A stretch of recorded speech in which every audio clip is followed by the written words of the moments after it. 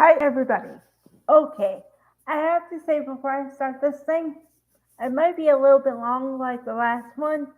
And number two, major spoiler alert. Okay, so if you have not watched the episode for today and you don't want to be spoiled, wait until later to watch this because, yeah, I'm gonna wreck it for you. But you were warned. Okay, I have to go back in the past a little bit only not too far back. Okay. Um, when Luna and Poppy, but more Luna, came on the scene on Bold and the Beautiful, I was like, oh, cool, sweet girl, nice. Looks like she wouldn't hurt a fly. Boy, was I wrong. Wow. Wow. And I have to say that the bold writers got it right because I did not expect her to do what she did at all. Okay, what I'm talking about here is that, and I feel kind of thanks Casey and everybody.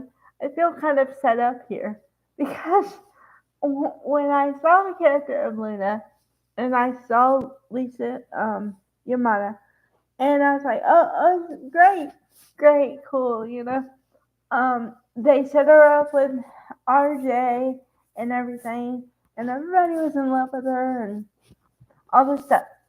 No idea that she was going to be unaliver at all. Okay. So the big mystery was who unalived Thomas and Hollis. And the only connection we had was that they both were killed by the use of a drug in the blue sports drink. Okay? But, like I said before, when it happened, I said, we don't know if it's male or female or anything like that because all we saw was a gloved hand and no face. Put in the stuff, mixed it, and, you know. So, I told you guys, uh, I had my suspicions because I said, okay, well, who has a motive, who has means, and who has opportunity, right? And I said, okay, well, the only person I can see who would have motive is really Poppy because, um, she's got the perfect life with Bill, or not, the ideal, whatever. Her daughter has a father now, and all this stuff. And all my checklists was lining up, and I'm like, yeah, it has to be her, you know, because I don't know. She just she doesn't look like the type, but I always say also that just because somebody doesn't look like the type they would do anything, don't count them out.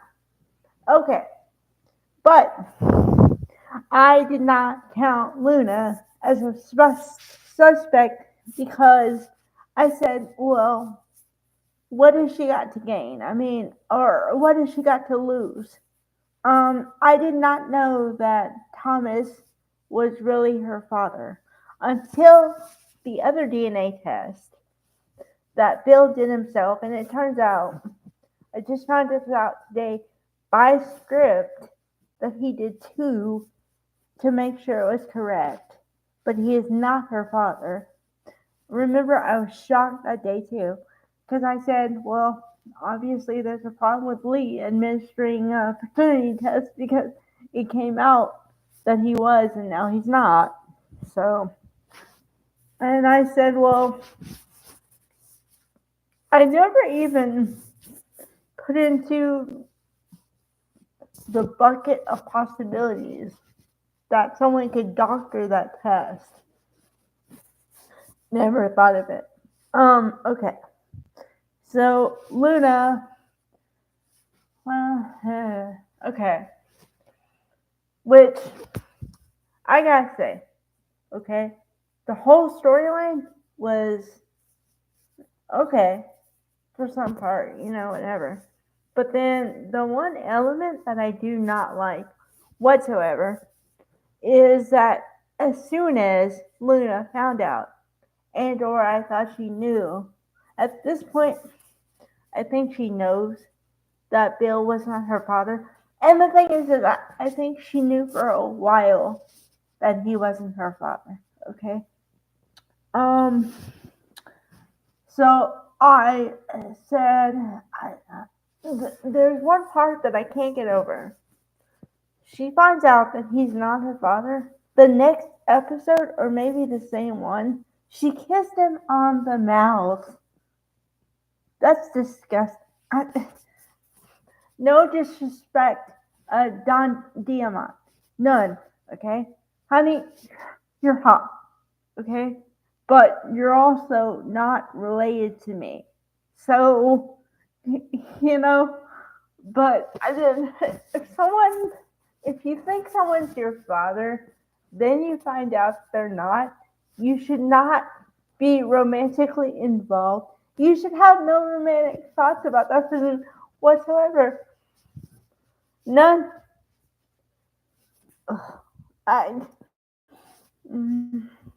okay, so I say all this to say that, first of all, Heather Tom was right about Poppy, kind of, but no one would suspect Luna, okay? Here's why I know that Luna did this. Because Steffi just happened to be around Bill's house, and the door was open, and she heard and saw the conversation that Bill and Luna had today, right? Okay, so Luna again kisses Bill on the mouth. Oh, I can't.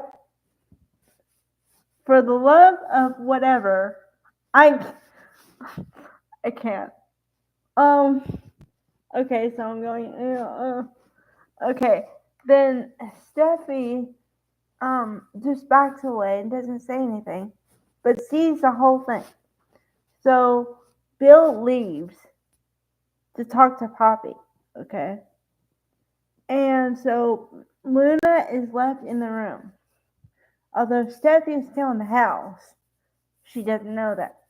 So then Steffi confronts Luna about everything. And she says, oh, so you're the kind of person that would do anything it takes to get money and power and whatever, even including unaliving people. So then Luna knows she's caught and drugs Steffi's drink.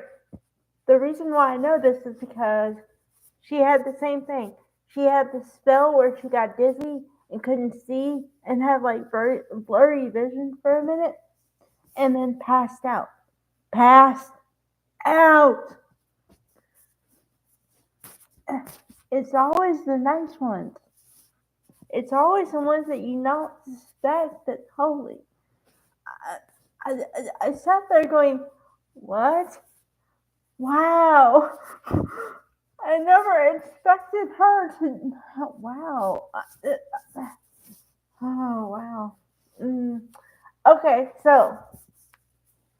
Okay, so we leave the soap today. Steffi's on the floor, passed out. First of all, eyes were kind of like a little open and then shut. And I'm going, okay. So no one knows she's in the house. No one knows Luna drugged her. Is she going to be found alive? Or is this Steffi's way out? I don't know. I don't know if Jacqueline McInnes Woods is going out or it's just temporary. I don't know. And I know I said all the stuff about Steffi. I know I say it all the time. But man, I didn't want her to go out. Wow. My mind is still blown because I'm like, whoa. I, uh, wow. Okay, so you know, um, I usually don't do this together, but I'm gonna do it. I'm gonna switch it up today for this video. Okay. So for the week, from Monday through Friday, I gotta give the best actress to it's a combo. Jacqueline McInnes Woods for today alone. Man, woman, you're good. And number two, to Lisa Yamada, you're great because you can play a nice girl who no one would suspect and then turn on a dime. I have not seen anybody have that devious thing glint in their eye like you and probably Kimberly Brown. I swear. Wow. So, yes. Kudos. Cheers. Yeah. Okay. Bye, everybody.